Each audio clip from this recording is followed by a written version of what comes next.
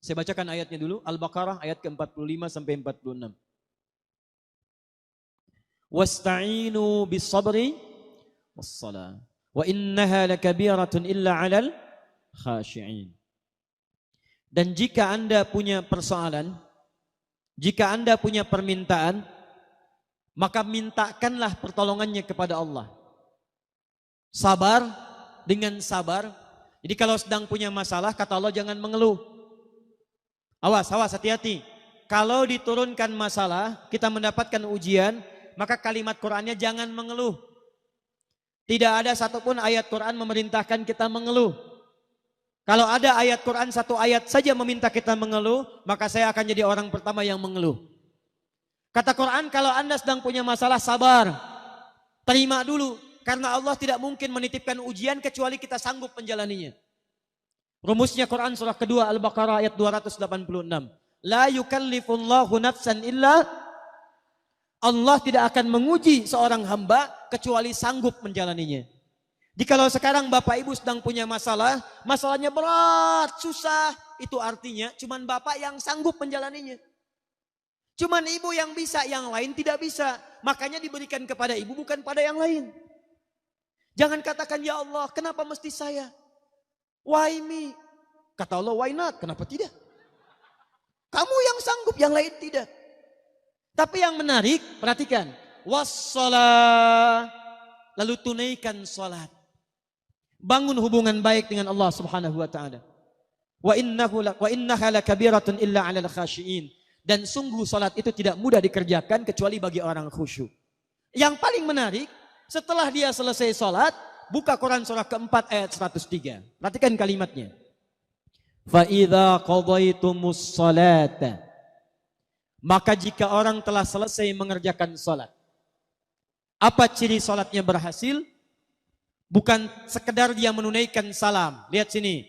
Assalamualaikum warahmatullahi. Assalamualaikum warahmatullahi. Kata Quran, tidak cukup salamnya disebut sebagai salat yang berhasil. Ciri orang yang berhasil salatnya, teruskan ayatnya. Fadhkurullaha. Maka orang salat yang salatnya tuntas dikerjakan dengan benar, salatnya bisa mengingatkan dia dengan Allah Subhanahu wa taala. Jadi kata Quran, kalau orang benar salatnya, selesai salat dia ingat Allah.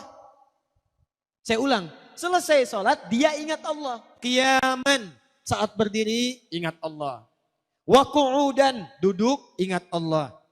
Wa ala junubikum, berbaring ingat Allah. Sedangkan kaidah mengatakan, kaidah al-qaidatu taqul, orang yang ingat Allah, alladzi yadhkurullaha fi hayati, orang-orang yang selalu ingat Allah dalam kehidupannya, itu mustahil akan menyimpang dari hukum-hukum Allah. Lihat, orang salat dekat dengan Allah. Selesai salat ingat Allah. Kaidah mengatakan orang yang ingat Allah mustahil akan menyimpang dari hukum Allah. Sedangkan hukum Allah mengatakan setiap orang yang dekat dengan Allah pasti jadi orang baik. Lihat sini, orang yang dekat dengan Allah karena Allah sifatnya baik, hukumnya baik, maka orang-orang yang ingat Allah pasti mustahil akan tidak memiliki nilai-nilai kebaikan.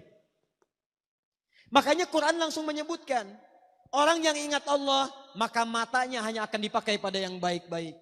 Orang yang ingat Allah telinganya akan mendengar yang baik-baik. Orang yang ingat Allah tangannya akan memegang yang baik-baik. Bagaimana cara mengingat Allah? Salat. Karena itu orang yang selesai salat mustahil berbuat maksiat. Otomatis orang yang salat itu akan selalu berperilaku baik dalam kehidupannya. Contoh nih Bu, Pak. Apa fungsi mata? Melihat. Tuh. Bapak Ibu punya mata, melihat. Kambing pun punya mata, kambing melihat. Sekarang apa bedanya mata orang rengat dengan mata kambing rengat? Kalau cuma melihat, kambing pun melihat. Kalau cuma melihat, elang pun melihat. Tuh lihat elang naik sampai Gunung Karang. Naik sampai ke awan. Anak ayam kelihatan. Ayam Bapak Ibu diambil elang, dari atas kelihatan. Orang menes naik pesawat, ngelihat anak sendiri nggak kelihatan. Apa bedanya mata kita dengan mata elang? Mata elang lebih tajam dibanding mata kita. Tapi elang tidak dihisab, kita dihisab. Quran surah 17 ayat ke-36. Inna sam'a wal basara wal fuada kullu ulaika kana anhu mas'ula. Sungguh pendengaran manusia, penglihatan manusia, bahkan pikiran manusia satu saat akan dihisab oleh Allah Subhanahu wa taala. Kalau mata biasa dipakai melihat saja, tapi tidak melihat yang baik-baik, maka hisabnya akan berat bagi orang yang punya mata itu. Maka itu turun ketentuan di Quran surah ke-24. Ayat 30 untuk laki-laki, ayat 31 untuk perempuan. Perhatikan kalimat Qurannya.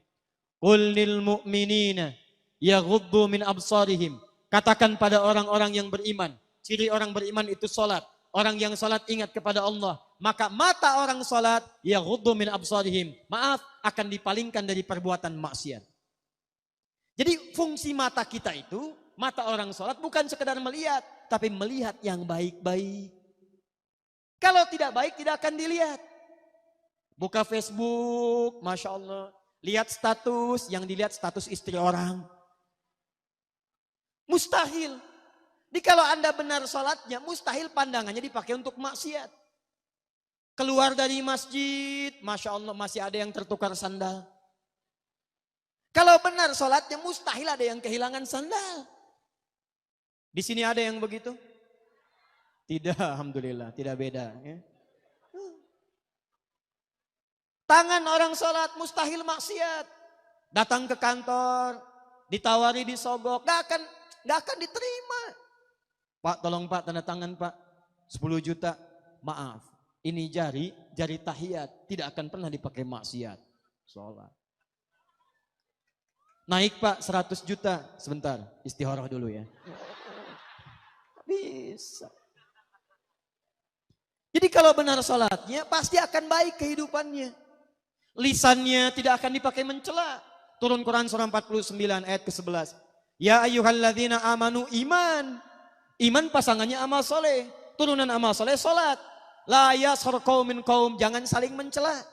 Jadi kalau ada orang sholat masih mencela, ada yang salah dalam sholatnya. Ini belum sholat sudah dicela imamnya. Siapa imamnya? Oh si fulan. Ah bunga. Oh, Masya Allah. Ah itu. Ada orang sekarang suka mencela? Ada yang suka bertengkar? Ada. Kalau orang itu sholat berarti ada yang salah dalam sholatnya. Ini mau sholat subuh sibuk ribut. Yang satu kunut, yang satu tidak. Gara-gara kunut saling mencela. Akhirnya ujung-ujungnya nggak pada sholat. Itu yang salah.